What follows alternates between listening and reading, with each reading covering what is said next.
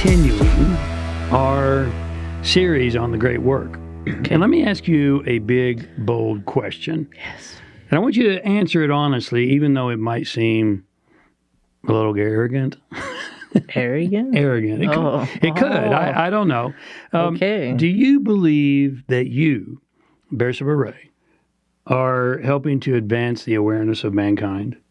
And the That is an consciousness? arrogant answer. It's not really. Am I helping? Yes.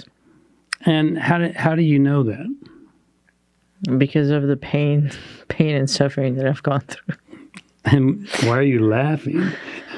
Well, The pain and suffering you've overcome is even better, right? Well, yes. Yes. And therefore you're able to help other people do the same thing. Right. So that's our topic for today with regard to the great work. And just as a reminder, because as you may be aware, repetition is the... Second law of learning and transformation. You learned how to drive a car, tie your shoes, brush your teeth through repetition. So we're talking about the great work. So as a reminder, or if you're just tuning in for the first time, how do we define the great work, Bersaba? What is that, actually? Is becoming a great conduit for God to work through you. Perfectly stated. And that's the objective of all alchemical traditions, the great work. To become God in human form, to reflect God in your body and mind through your human form into the world. Now, let's just admit, very few individuals we meet even think about, much less contemplate, these high ideals that become God in human form. Wouldn't you agree? Yeah. But the fact is, and let us tell you this really boldly, for this reason and this reason only is why you are here, is to be a great conduit of God in human form, to align with and to bring more of God through your physical form into the world, right? Yes. And so in the traditions, they maintain that prior to coming into this lifetime, now this is going to get a little mystical here, and we can't prove it, but it's interesting to contemplate. Prior to coming into this lifetime, you meet with your higher counsel, and you decide what you need to learn. You decide what you need to heal. So, Bersaba, if you state you've been through a lot of pain and suffering, which I would agree you have, and you've healed that and overcome it, then they would say, the traditions would maintain you decided this before you came in. And you also decided what you need to accomplish in this current incarnation. Now, when you exit, you meet with your higher counsel once again, and you check in with them to see how well you've done. Now, it's not so true anymore, but it used to be true. If you go to school and you don't pass a grade, what used to happen, but it doesn't happen that much anymore. Does it? I don't think so. You fail. We fail. You do it again. You do it again. And so when you meet with your higher counsel and you check in with them, they check in on how well you've done. If you fail, your mission for being here, you're recycled and sent back to go through another entirely different life and to play the same game all over again. Man. It's kind of like if you flunk 12th grade, you got to do it again and again and again, or you used to anyway, until you pass.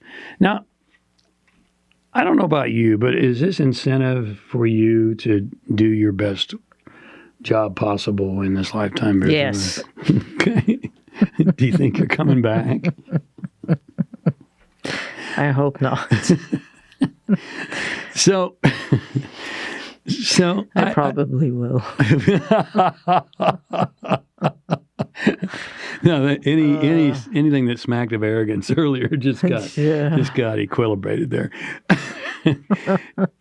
So you got to come back and you got to do it all over again. Now, for me, and obviously for Bersaba, this is incentive enough to do everything possible in this lifetime to ensure that you accomplish and become all that you've come here to accomplish and become. How about you? Is that a little bit of an incentive? Yeah. Would you like to do it all over again?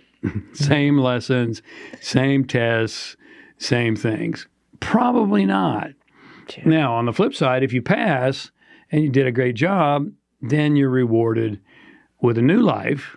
You kind of level up the game with new challenges, or possibly if you truly evolve according to the traditions to a very high level of awareness, what happens? Beersheba, do you know? I don't. Okay, do you know what the traditions maintain? If you truly evolve in this lifetime to a higher level of awareness, is it the whole you get to decide whether or not if you want to come back again? That's what the Buddhists state, is that you get to decide whether you want to come back in or not, and you get to pick and choose like a smorgasbord of what you're going to experience. Or if you really don't want to come back, you move on to greater adventures, whatever those might be. Now, obviously, no one really knows for sure if this is true, and we can't prove it. But for me, I'd rather be safe than sorry. And how's that? By doing the very best I can. Oh, I catch. In this lifetime. How about you? Would you rather be safe than sorry? Yes. Would you like to go through it all over again? No, I would not. Same stuff. So now what science does prove is that there is, listen to me, there's no such thing as death. Right. Why is that, Beersheba? Well, scientifically, energy can never be destroyed. That's right. Can never be destroyed. So the energy that is you has to go somewhere and has to do something. It can't be destroyed. Well, I think your soul would be separate from that. You think your soul would be separate from the energy? It makes sense. That's a topic for another podcast. I know, sorry. That's okay. Never mind, retract. Yeah. It's something to contemplate, though. Next time. So, by the way, all these things obviously are speculative at some level, and yet you are here for a reason. And you're going to be here for at least 75 to 80 years is the average. So you might as well make the best of those years. Yes. And the fact is as well that the world right now needs more individuals like you and me and Beersheba that are committed to being the best version of God in human form that we can possibly be. So the question we'll leave you with today is, are you up for it? If the answer is yes, then you just might be an alchemist.